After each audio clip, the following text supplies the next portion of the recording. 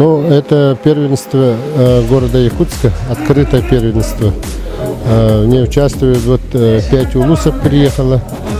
Соревнования вообще-то проводятся каждый год в июне месяце, в начале июня. Но нынче в связи с предстоящими играми Манчары и чемпионата азиатской зоны России мы передвинули вперед.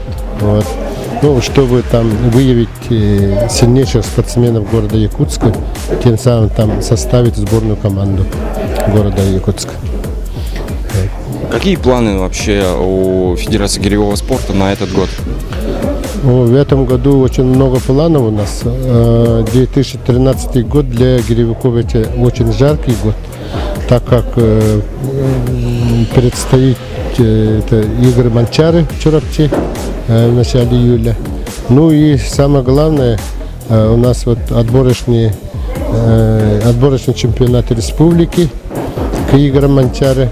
Там будут бороться за войти в десятки лучших, так как нынче отборочный турнир мы проводим для того, чтобы первые десятки только поедут на игры Манчары.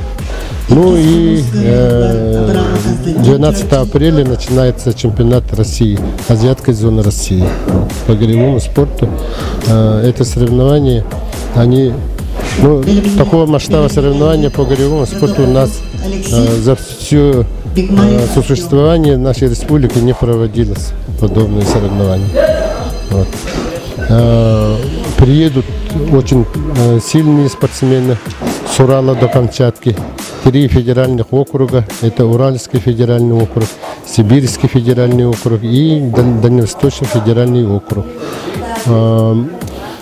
Соревнования примут участие где-то более 150 спортсменов. В основном это все мастера спорта и международного класса. Приедут даже чемпионы мира, чемпионы России. Этот год у нас очень жаркий.